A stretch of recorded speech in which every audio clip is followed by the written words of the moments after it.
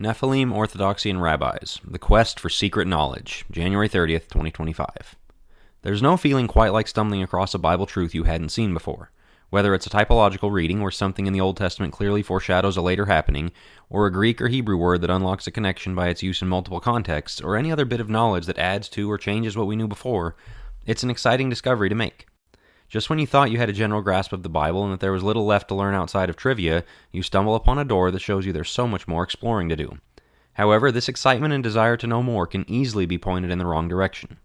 I'm all in favor of the kind of teaching that gets people excited to dig deeper in the Bible, but purveyors of secret or hidden or at least under-discussed knowledge have their audiences on the back foot from minute one. I bet you didn't know that, and if you didn't know that, guess what else you don't know? To be clear, this is not a generic warning. In recent years, the internet has seen the rise of multiple strains of hidden knowledge, and while some of it is helpful, our guard needs to be up. 3 particular examples come to mind. Angels and giants and demons, oh my. Nephilim is instantly one of the most intriguing words in the Bible, Genesis 6:4. What exactly were they? Mythical human angel demigods, or just great men who ruled after the holy and wicked lines intermarried? Does this have anything to do with the war in heaven and some kind of council of divine beings? How do all of these dots connect? As intriguing as the topic is, the Bible only leaves a faint trail of breadcrumbs. What we can know for certain is dwarfed by what we must try to fill in by deduction at best and conjecture at worst. Consider that many Bibles have 1,000 pages, give or take. All of the verses on these beings in the spiritual realm collected in one place might take up about 4 of those pages. God did this on purpose. He was perfectly capable of giving us a heavenly being lineup card, but he focused elsewhere. We should let that temper our approach to this issue. Why it matters. If we're not careful, we can start using ancient Near Eastern mythology to fill in the gaps in such a way that we equate it with inspired scripture or let it frame our understanding of the word. Next thing you know, you hear ideas like, Job didn't actually exist, and Genesis is just Israel's version of the creation myth, and Yahweh is just one God of many, but he's the one who won out. We can learn from extra-biblical sources, but we can't let them trump the Bible. The book of 1 Enoch is a lot of fun, for example, but it also didn't get anywhere near the canon for a reason. Reading with the Rabbis. I'm a bit shocked at how often I have conversations with people who are huge fans of rabbi podcasts or YouTube channels, in which the Jewish approach to literary interpretation is applied to Scripture to bring out the author's supposed richer meanings. You may have heard the old claim that Jesus' line of a camel through the eye of a needle was not a metaphor, but an allusion to a specific, small gate in the wall of Jerusalem called the Needle's Eye, and camel riders could only pass through it with perfect precision. It sounds plausible, and it's hard to fact-check if you're just hearing it from a pulpit. But it's totally made up. More importantly, if it were true, it would totally subvert Jesus' point. He did not mean rich people could be saved with the right amount of expertise. He meant it would be literally impossible apart from God, Matthew 19:26.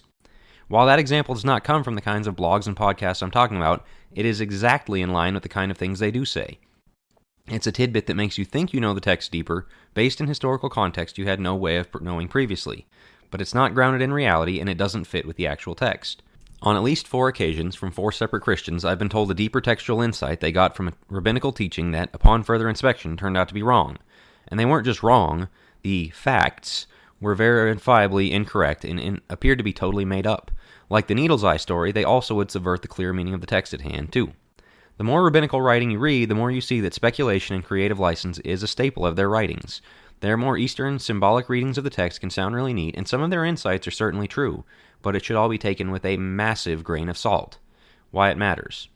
Obviously, first and foremost, we want to have our facts straight. It's not good to hold and repeat ideas that were presented as true but are not, and so discernment is needed. But it can also quickly become subversive to our doctrinal views. It's bizarre how increasingly often I see Christians talking about observing the Torah, practicing Shabbat, and such. They'd be far better off reading through Hebrews a few times for a reminder that we are no longer under the law and that God's chosen people are His church.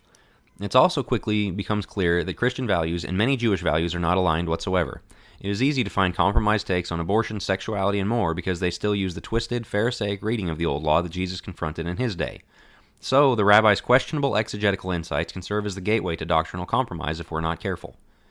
Go east, young man. Much ink has been spilled discussing the pull of Eastern Orthodoxy, especially for young men. Their high church practices and claims of a direct ancient lineage are a strong selling point for people who are looking for something far more rooted than the local big box coffee shop featuring megachurch. Along with that is a fascination with the early church fathers.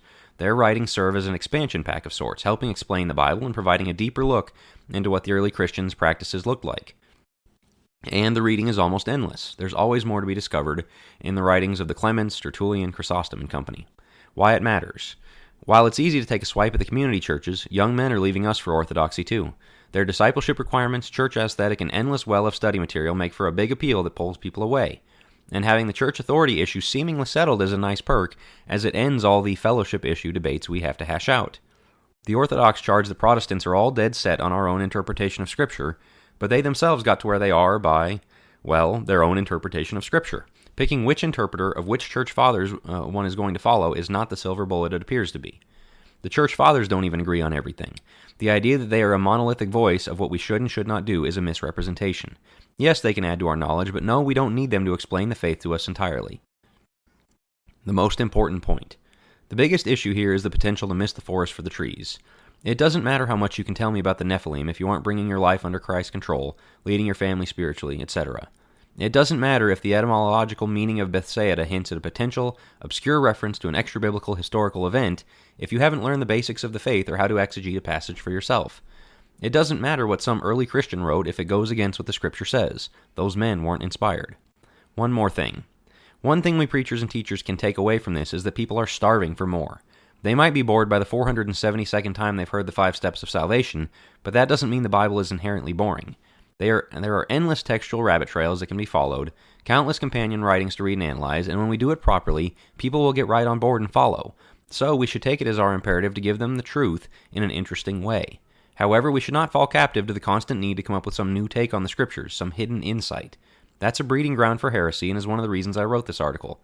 Some things will always serve strictly as reminders of what we already know, because we will always need those, 2 Peter 1:13. Rather, we should wring every drop out of the text. Look for type and antitype. Understand the historic and geographical references.